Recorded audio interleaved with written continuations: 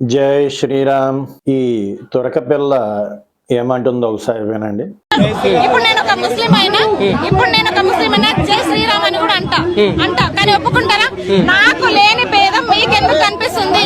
నేను స్కార్ఫ్ కప్పుకున్నంత మాత్రాన నన్ను పాకిస్తాన్ వెళ్ళిపో అనే ధైర్యం మీకు ఎక్కడిది?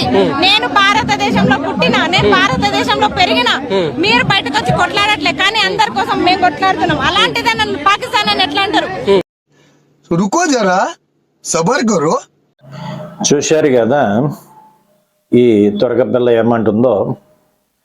ముందుగా ఈ తురకపిల్లని గుర్తుపట్టారా? మొన్న పవన్ కళ్యాణ్ విషయంలో ఆంధ్ర తెలంగాణ అంటూ రెండు ప్రాంతాల మధ్య విభేదాలు సృష్టించే ప్రయత్నం చేసింది. ఇప్పుడేమంటుంది? జై శ్రీరామ్ అంటే మీరు ఎందుకు స్వాగతించలేకపోతున్నారు అంటుంది. ఇక్కడ మీరు అంటే ఎవరు? హిందువులు.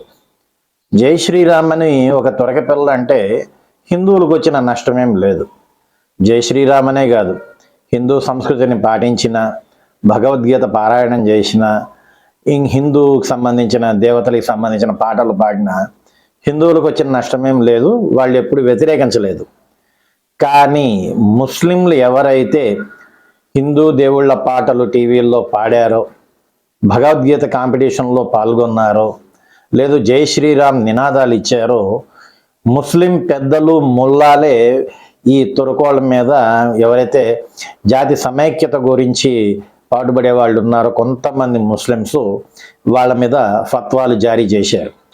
ఇక్కడ ఈమె జై శ్రీరామ్ అంటే స్వాగతించలేకపోతున్నారు అని అంటుందే కానీ ఈమెకి నిజానికి నిజాయితీగా ఆ నినాదం ఇచ్చే ఉద్దేశం లేదు.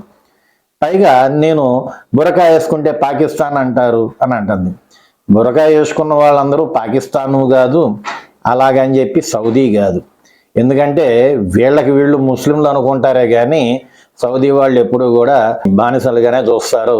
ఆ సంగతి వీళ్ళకి తెలియదు. కాబట్టి ఇక్కడ గమనించాల్సింది ఏమంటే, ఈ తురకపిల్ల జై శ్రీరామ్ నినాదం ఇస్తే హిందువులు తీసుకోలేరు అని చెప్పేది అబద్ధం. వీళ్ళని పాకిస్తాన్ వాళ్ళు అని అంటున్నది అబద్ధం. వీళ్ళు జాతి సమైక్యతకు విఘాతం కలిగించే పనులు చేస్తున్నారే కానీ జాతి సమైక్యత కోసం ఏ పని చేయటం లేదు అనేది అందరూ గమనించాలి.